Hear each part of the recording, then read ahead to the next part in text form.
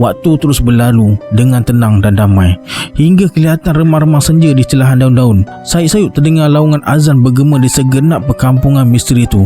Lantas Melati dan neneknya minta diri dan masuk ke dalam bilik. Mungkin nak solat maghrib. Tak lama kemudian Melati keluar bawa selai kain kuning dan satu bekas yang diperbuat dari upih pinang.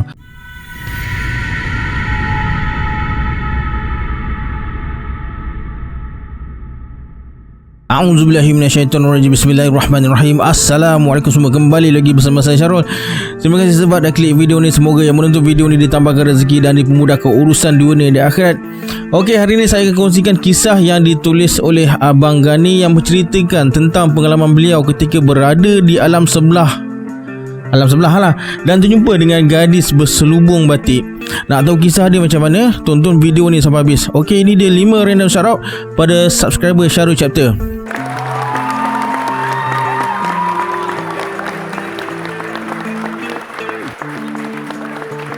Terima kasih di atas sokongan anda. Kalau anda nak masuk random shoutout pada video akan datang, sila like, subscribe dan komen dalam video ni. Pada yang nak join grup Telegram saya dah letakkan link dekat bawah.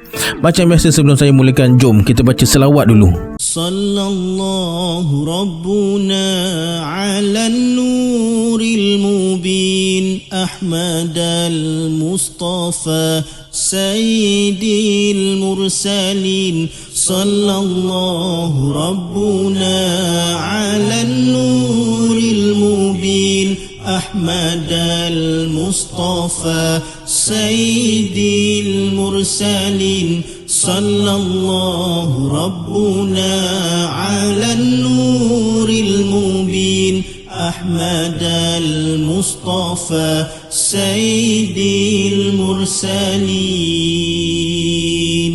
Tanpa buang masa lagi, jom let's jump to Rabak Surah.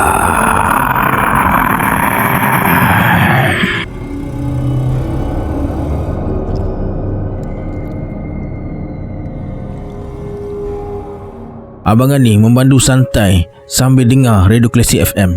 Sesekali berselisih dengan beberapa kereta dan motosikal. Mungkin mereka baru pulang dari kerja. Kebanyakannya pekerja kilang dari kawasan perindustrian yang terletak lebih kurang 20 km dari situ. Ada juga bas dan van kilang. Tapi ketika Abang Gani lalu kawasan tu, kenderaan dah berkurangan sebab dah hampir lewat senja. Memang sesekali Abang Gani akan lalu kawasan tu nak cari daun pisang. Dia tolong seorang kawan untuk cari ulang-ulang kampung dan dijual pada pasar pagi. Masa Abang Gani asyik memandu, di satu kawasan yang jalan rayanya agak lurus, kelihatan seseorang tengah berjalan sambil menjinjing sesuatu. Dari belakang dan pakaiannya, dia seorang wanita pakai kain yang agak pudar dan lusuh, berbaju kurung hijau pudar dan berselubung dari kain batik. Abang Gani perlahankan kereta dengan niat untuk tumpangkan dia. Namun bila dah dekat, tiba-tiba wanita tu belok masuk ke satu lorong menuju ke hutan dekat kiri jalan. Tapi Abang Gani berhenti juga. Mungkin dengar enjin kereta berhenti, wanita tu berhenti melangkah dan toleh pada Abang Gani. Abang Gani terpegun.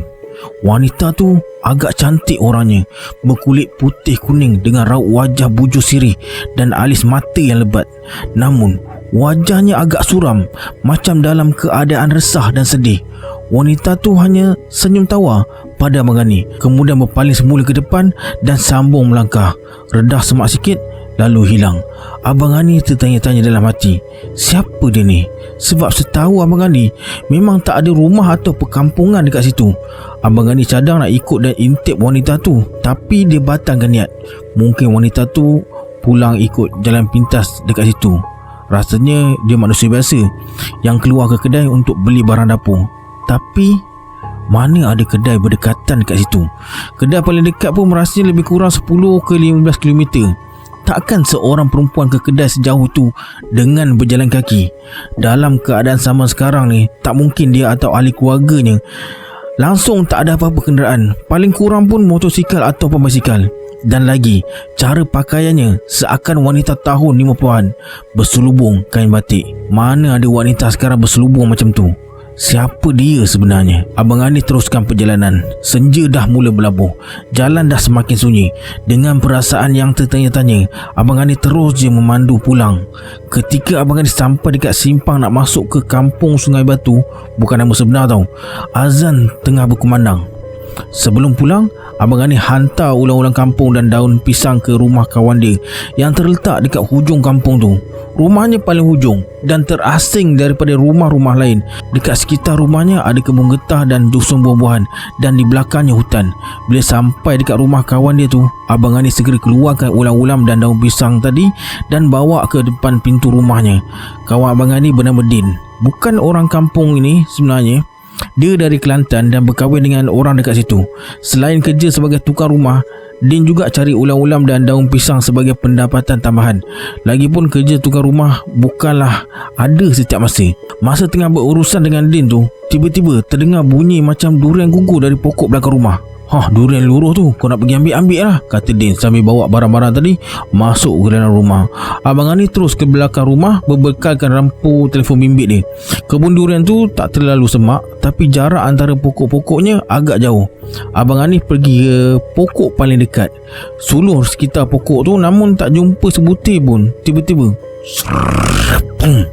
bunyi dari pokok dekat depan. Abang Ani menuju ke pokok tu dengan berhati-hati.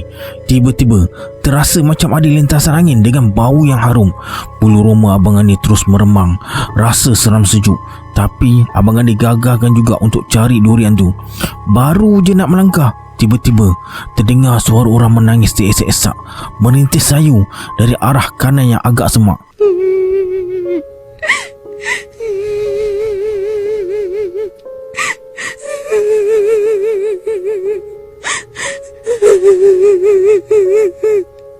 Abang Ani cuba amati dan ternampak kelibat seorang perempuan berbaju kurung tengah membelakangi dekat pokok rambai. Tiba-tiba Abang Ani tersentak.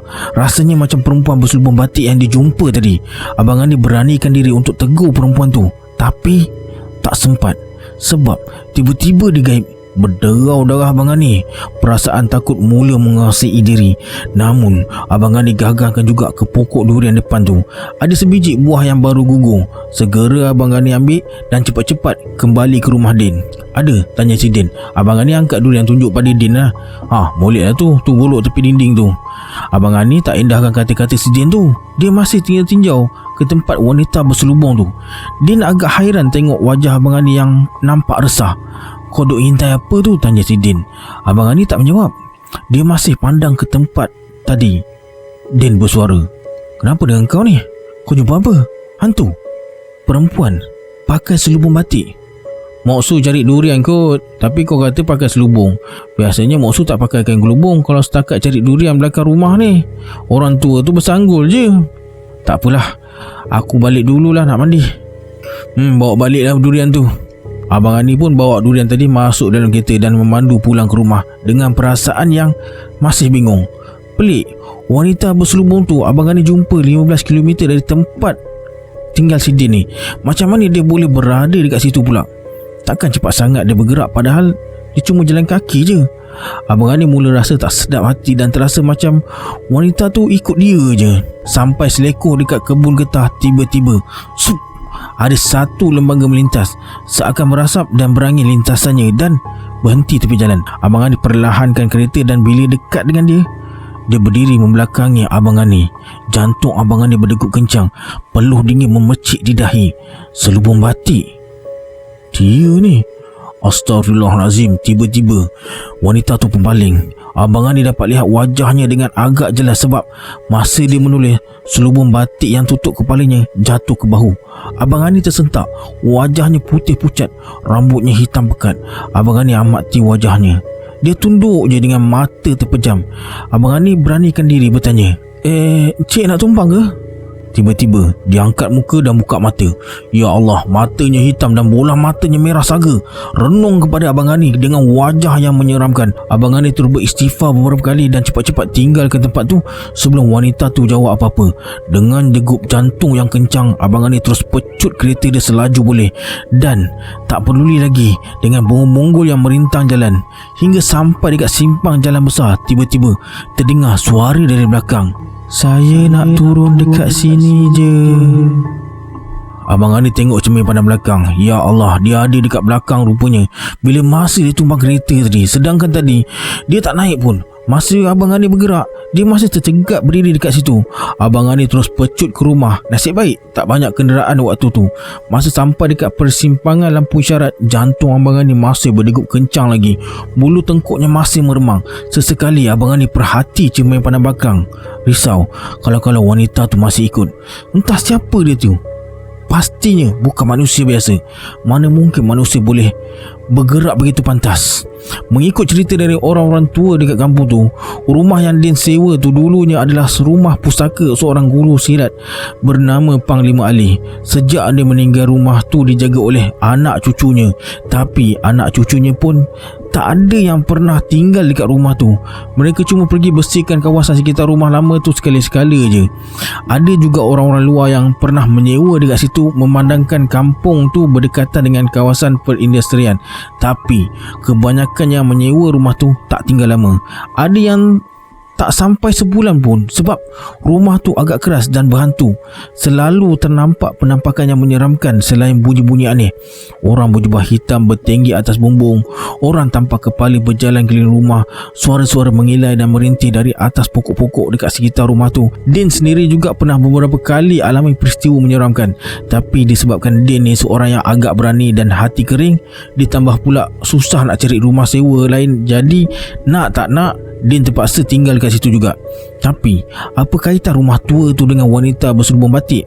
Rasanya tak ada kaitan, sebab wanita berserubung tu pertama kali Abang Ani jumpa dekat jalan jauh dari kampung tu. Keesokan harinya, Abang Ani keluar lagi menyusuri semak belukar dan payah sepanjang jalan nak cari ulang-ulang kampung untuk si Din. Pucuk paku, bunga kantan, pucuk kaduk dan daun pisang. Abang Ani jual pada Din dan Din pula akan jual pada peraih di pasar pagi. Bukan banyak pun, tapi lepaslah duit minyak, duit rokok, duit minum teh, makan roti canai. Abang Ani memandu santai dan agak perlahan sambil perhatikan kiri kanan jalan, meninjau sekitar kawasan berpaya. Hingga sampai di satu kawasan yang berpaya di kiri kanan jalan, Abang Ani berhenti, salin baju, pakai but getah dan turun ke paya sambil bawa guni plastik bekas gula dan parang. Agak banyak juga pucuk-pucuk paku segar dekat situ. Ada daun seluduk dan pokok gelenggang. Abang Ani mula redah semak dengan berhati-hati. Kawasan tu agak becak dan berair, memang sesuai dengan habitat ular sawa. Setiap kali melangkah, put getah sedikit tenggelam ke dalam lumpur. Sambil bergerak, Abang Ani kutip pucuk-pucuk paku yang berdahan lembut dan masukkan ke dalam guni plastik. Abang Ani terus bergerak ke sekitar paya tu. Dah hampir setengah jam dan guni yang dia bawa dah terisi dengan pucuk-pucuk paku, hingga tiba di sebatang anak sungai cetik paras betis. Abang Ani letak guni dan berehat kejap dekat pangkal pokok ketapang sambil merokok. Tiba-tiba terdengar macam suara wanita, sungguh merdu dan mendayu suaranya di sebalik rumpun-rumpun kantan tak jauh dari tempat Abang Ani berehat. Abang Ani cuba amati suaranya tu.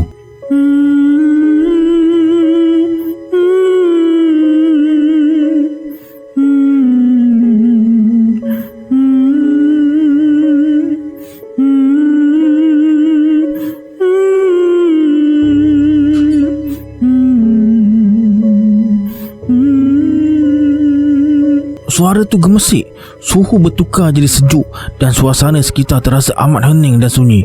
Abang Ani terasa macam berada di alam lain.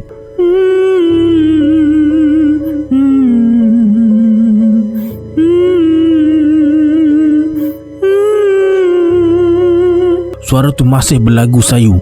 Dalam debaran dan rasa ingin tahu, Abang Ani bangun dengan berhati-hati menuju ke arah rumpun-rumpun kantan.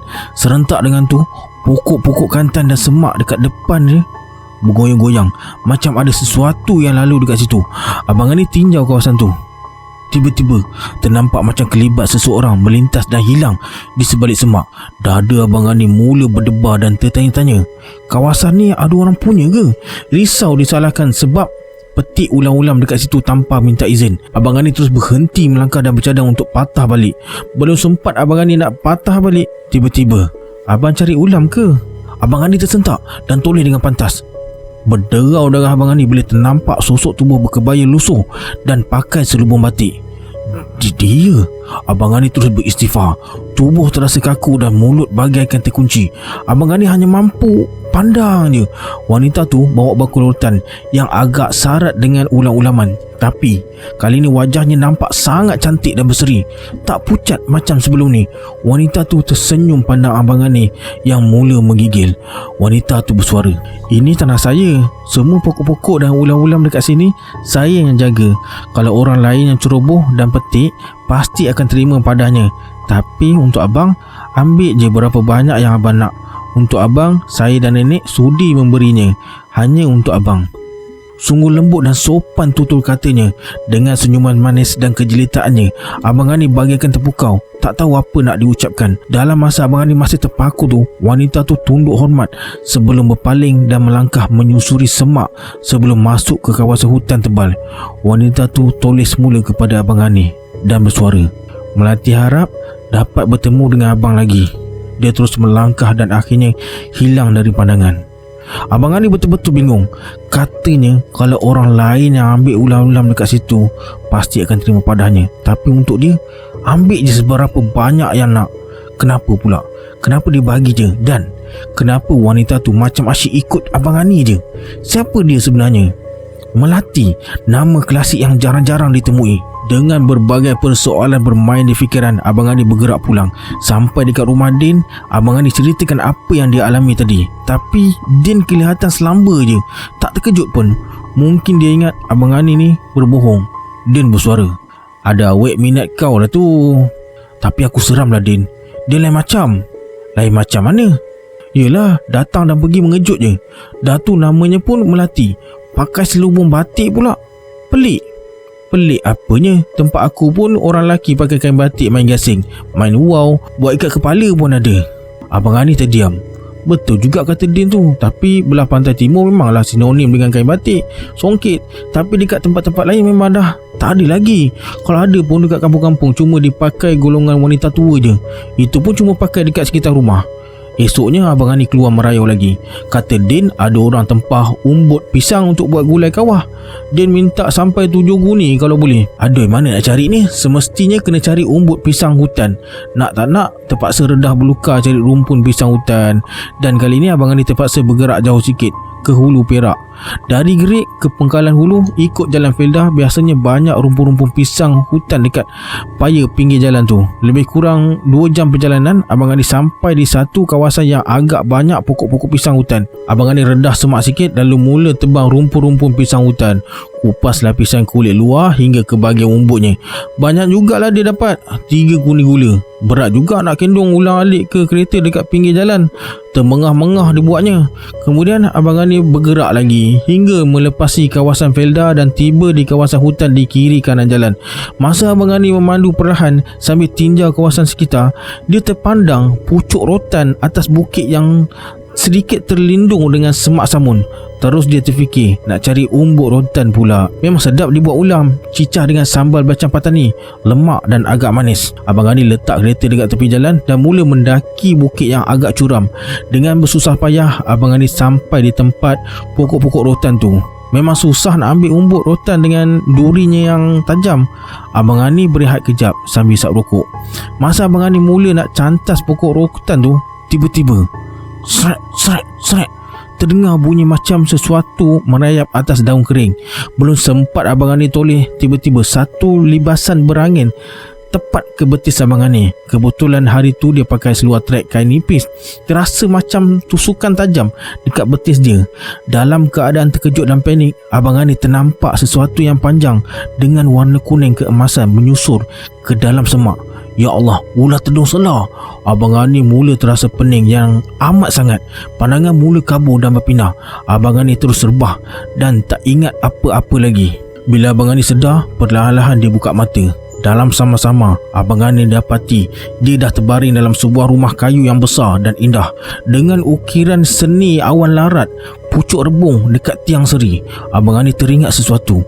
Rasanya tadi dia dipatuk ular, tapi kenapa tak rasa sakit atau kebas? Tak rasa berduyuk pun dan terasa ada satu tangan yang lembut, halus dan basah usap dahi dia. Dalam sama-sama tu, Abang Ani nampak seorang gadis berselubung batik tersenyum sambil renjis air ke muka dia. Melati? Abang dia patut si kuning. Dia tak kenal abang. Dia ingat abang nak curi rotan kami. Tapi jangan bimbang, Melati dah suruh si kuning sedut balik bisanya. Abang selamat. Melati terus usap kepala Abang Ngani. Abang Ngani terasa kagum pandang sekitar rumah kayu yang agam tu. Melati bersuara, "Abang berehatlah. Melati nak keluar sebentar cari kunyit hitam. Nenek sedang reneh sup kijang putih untuk abang." Dengan sopan, Melati bangun, betulkan selubung batiknya yang jatuh ke bahu, lalu menuruni anak tangga. Abang Ngani cuma memandang dengan penuh rasa taksub. Kunyit hitam, sup kijang putih untuk aku. Betul-betul pelik tempat ni. Seumur hidup Abang Ngani belum pernah dia tengok kijang putih. Kunyit hitam dia pernah tengok sekali dekat sebuah kampung di pedalaman selatan Thailand. Abang Ngani cuba bangun dengan perlahan dan berdiri. Tak rasa sengal atau sakit. Kemudian Abang Ngani tengok betih dia, tempat kena patuk ular tadi. Biasa je, tak ada parut langsung. Sungguh menakjubkan. Abang Ngani cuba melangkah menuju ke tingkap. Bau masakan yang harum dan enak menusuk ke lubang hidung. Abang Ngani terus toleh ke arah dapur. Kelihatan seorang wanita yang juga berselubung tengah masak sesuatu, tapi selubungnya berbeza dengan selubung Melati. Wanita tu toleh pada Abang Ngani sambil tersenyum. Wajahnya macam Melati tapi nampak tua. Mungkin itu nenek Melati. Wanita tu bersuara, "Oh, anak dah bangun? Syukurlah. Tapi hati-hati jalannya ya." Ini kampung apa, Nek?" "Lindungan Bayang." "Lindungan Bayang?" Berderau darah Abang Ngani bila dia sebut nama kampung tu. Abang Ngani teringat sesuatu. Dulu masa dia tolong seorang kawan nak cari sepupunya hilang, dilarikan Puteri Jin ke sebuah perkampungan misteri di Huru Perak. Itulah namanya, Kampung Lindungan Bayang. Mungkin sekarang Abang Ngani berada di daerah yang sama, tapi makhluk-makhluk dekat kampung tu dulu adalah dari jin kafir yang bersiluman babi. Tapi ni Melati dan nenek dia, mereka sangat baik. Abang Ngani rasa sangat pelik dan keliru. Abang Ngani terus melangkah ke tingkap dan pandang keluar. Dia amati beberapa rumah dekat kawasan tu. Semuanya rumah kayu bertiang tinggi dengan ukiran seni yang indah. Pokok-pokok bunga menghiasi setiap laman. Ada wakaf yang besar, dipenuhi anak-anak yang kesemuanya berpakaian serba hijau. Duduk di sekeliling seorang tua berjanggut agak panjang, berjubah dan berserban hijau. Wajah-wajah mereka nampak berseri, seakan bercahaya. Pak tua tu tengah ajar anak-anak mengaji Quran. Abang Ngani rasa lega sikit. Rasanya dia berada di daerah makhluk baik. Baru je Abang Ngani nak melangkah turun tangga, tiba-tiba Melati dah muncul dekat kaki tangga, tengah cedok air dalam tempayan nak masuk kaki dia.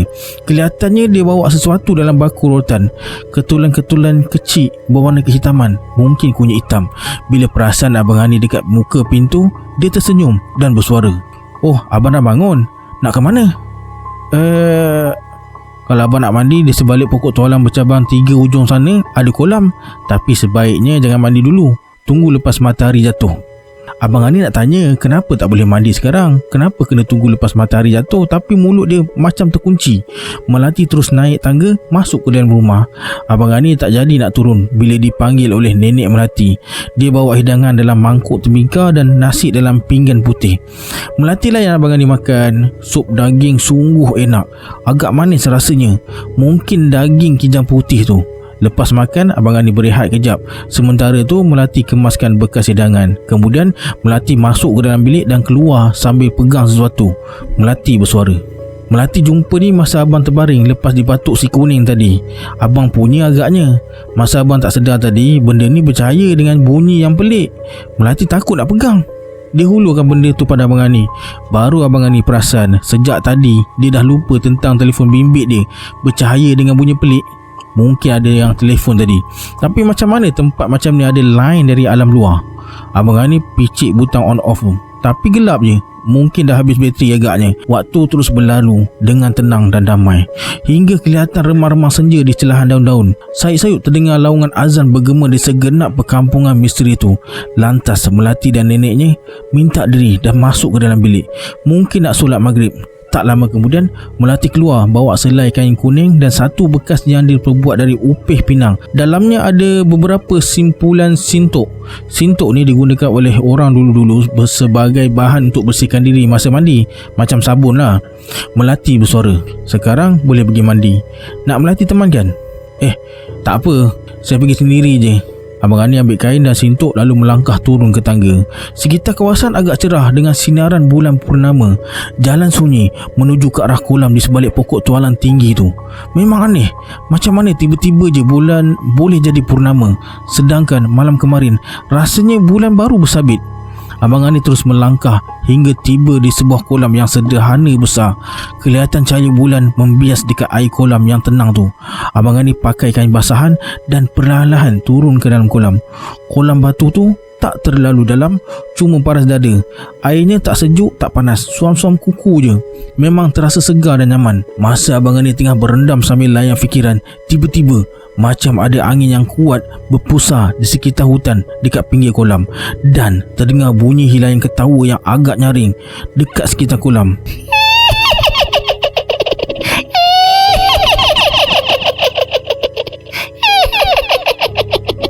Abang Ani tersentak dan terus perhati kawasan sekitar.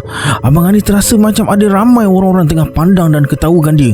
Dekat depan, tak jauh dari kolam, terlihat satu lembaga berbungkus kain putih tengah berdiri pandang pada Abang Ani dengan bola mata yang merah menyala. Lembaga tu bersuara, manusia, jangan kamu terpedaya dengan muslihat gadis jahat tu. Dia sedang memerangkap kamu. Kamu akan jadi abdinya. Dengar kataku, larilah dari melati si gadis jahat tu. Datanglah pada kami. Kami akan melayanimu dengan baik. Kami akan berikan apa saja mahumu. Abang Ani mula menggigil dengan degupan jantung yang kencang. Tiba-tiba datang pula suara dari arah belakang. Benarkah si putih tu? Wahai manusia yang baik, jauhkan dirimu dari gadis selubung mati tu. Dia bukan makhluk yang baik. Tinggalkan dia dan ikut saja buat kami.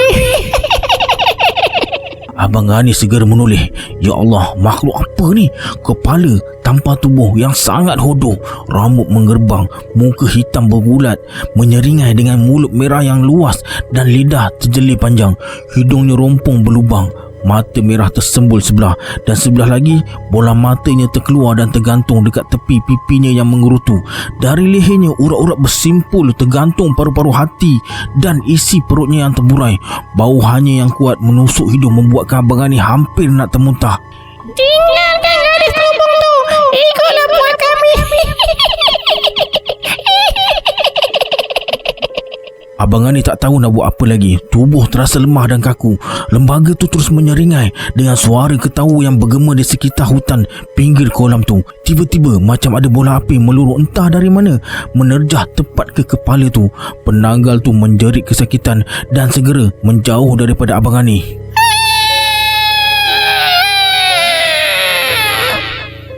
Wahai puak durjana, jangan cuba ganggu dia. Dia tunanganku. Abang Ani segera menoleh. Melati tengah pegang sebatang tongkat sambil pandang ke arah penanggal tu dengan wajah yang marah.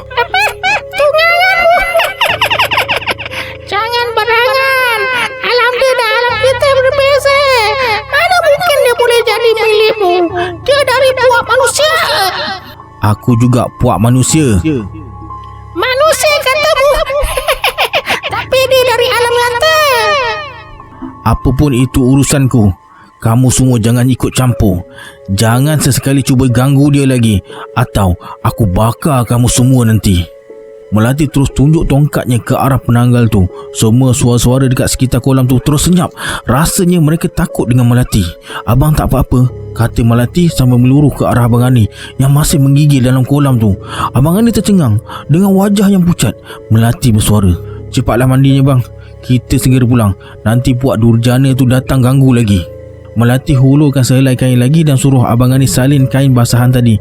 Lepas salin kain basahan, mereka berdua pulang ke rumah. Malam tu, Abang Ani dilayani macam tetamu istimewa. Dia mulai senang dengan kehidupan dekat situ. Begitu tenang dan sungguh damai, bagaikan dah lupa dengan dunia nyata. Mereka siapkan Abang Ani dengan bilik tidur yang cantik dan harum. Ada beberapa bilik dalam rumah kayu agam tu. Masa Abang Ani baru nak lelapkan mata, hati dia jadi sayu, resah. Abang Ani mula terbayang dunia nyata. Tiba-tiba terasa rindu pada rumah dan kampung halaman, pada sanak saudara dan rakan-rakan. Sayup-sayup terdengar bunyi gendang yang dipalu bertalu-talu. Abang, terdengar suara Melati panggil dari luar bilik. Abang Ani segera bangun dan buka pintu. Melati bersuara. Berat rasanya memberi khabar, tapi orang-orang dekat luar sana sedang cari abang. Nampaknya abang terpaksa pulang pada mereka, ke alam dunia abang. Tapi Melati tertunduk, matanya bergenang, wajahnya kelihatan resah dan sedih. Kemudian dia pegang tangan kanan abang Ani dan sarungkan sebentuk cincin ke jari abang Ani. Melati bersuara, "Ini tanda persahabatan kita. Jika abang terasa resah atau dilanda musibah, kucup saja cincin ni. Melati akan datang tolong abang." Abang Ani tunduk sayu sambil lihat cincin dekat jari dia. Secara jujurnya, memang Abang Ani pun rasa sedih masa tu. Bunyi paluan gendang terus bergema. Semakin lama, semakin menghampiri. Melati iringi Abang Ani hingga tiba di suatu kawasan yang berkabus. Melati berkata, "Abang, kita akan bertemu lagi. Abang pulanglah dulu. Mereka tengah cari abang." Melati tunjuk ke arah depan. Macam dipukau, Abang Ani terus je melangkah melewati kabus tebal tu. Dan tiba-tiba suasana jadi cerah, agak panas dengan sinaran matahari yang memancar. Siang rupanya. Padahal tadi dekat rumah Melati suasananya malam. Memang pelik. Abang Ani teringat sesuatu. Dia pernah dengar orang bercerita, alam berbeza, suasana pun berbeza. Dimensi ruang waktu yang tak sama. Dalam masa Abang Ani tengah terpinga-pinga tu, tiba-tiba, tu dia. Kau pergi mana? Puas kami cari merata." Din dan beberapa orang tengah mendaki bukit menuju ke arah Abang Ani. Abang Ani tak segera menjawab. Dia masih terkejut dan terpinga-pinga. Semua yang datang pandang Abang Ani dengan kehairanan. Seorang lelaki yang agak tua dari yang lain baca sesuatu dan tepuk dahi Abang Ani. Abang Ani terus tersentak macam baru tersedar daripada mimpi. Kemudian Din pimpin Abang Ani turun bukit diikuti dengan yang lain. Din bersuara, "Aku dah agak. Kalau cari umbuk pisang, mesti kau cari dekat kawasan kampung kau. Mujur aku belum buat report, sebab aku dah syak kau bukan hilang biasa. Ada yang bawa. Kalau cari macam biasa, takkan jumpa. Sampai orang Felda bagi tahu ada kereta Nissan Sentra biru tersadar tepi jalan. Aku syak mungkin kereta kau." "Alah, kenapa kecoh sangat? Baru 2 hari aku tak balik." "Apa? 2 hari kau kata? Dah 2 minggu kau hilang. Tahu tak? 2 minggu? Tapi Abang Ani rasa macam baru semalam je dia dekat rumah Melati." Dalam kebingungan tu, Abang Ani toleh ke belakang dan ternampak Melati tersenyum sambil melambai ke arah dia. Abang Ani balas senyuman dan lambaiannya. Din toleh ke belakang juga. Tapi Abang Ani tahu Din tak nampak sesiapa pun. Hanya Abang Ani je yang nampak dia, si gadis selubung batik. Okey, itu dia kisah daripada Abang Ani. Kalau anda suka dengan cerita-cerita Abang Ani ni, boleh klik video sebelah ni. Ni semua cerita daripada Abang Ani. Kita berjumpa lagi di video akan datang. Saya Syarul. Assalamualaikum. Adios.